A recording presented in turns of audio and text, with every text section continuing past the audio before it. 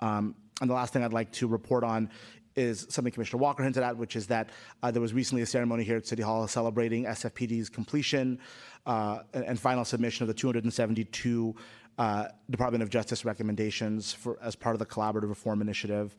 I would like to start by really acknowledging Chief Scott, your work and the department's work on these recommendations.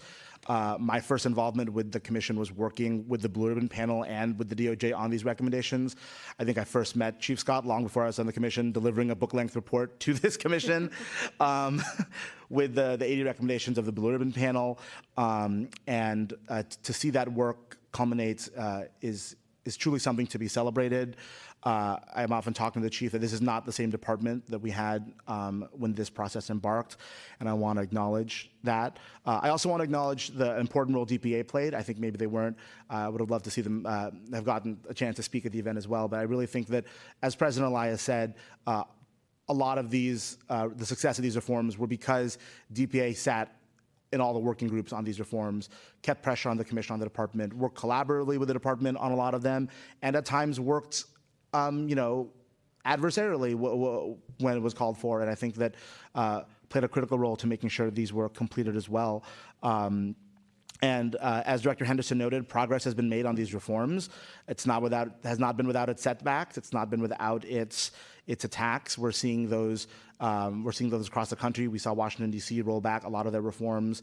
We're seeing some rollback of the reforms even here in San Francisco, and I think it's important that the timing is interesting. It is important to celebrate the completion of these recommendations, but it comes at a time when there have been some changes to the oversight structure, and that in some ways, as hard as the 272 recommendations over 7 years were, in some ways the harder part starts now, because those recommendations gave us a roadmap to follow as a department, and the department worked hard to follow them. But now the challenge is to continue this momentum, even without exact roadmaps and exact benchmarks and check marks to follow, and that's much harder.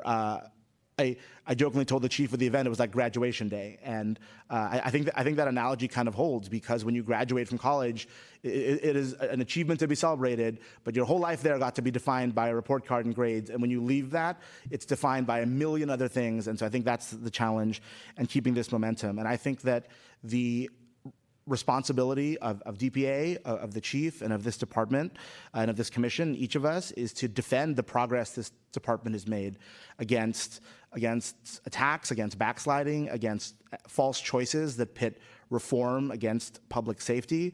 And it's all of our responsibility to make sure that we have a department that we can be proud of, that completes its reforms and ensures public safety for the people of San Francisco. And yes, it's a different department, a lot of changes, but now we have to defend it. There's a story about Ben Franklin that after the Constitutional Convention in 1787 was asked, what did you give us, a monarchy or a republic? And he said, a republic if you can keep it. And I think that's true of our department. We have an improved department if we can keep it, and I think it's incumbent on all of us to fight to make sure that we can keep it. That concludes my report. Great quote. Commissioner Yee.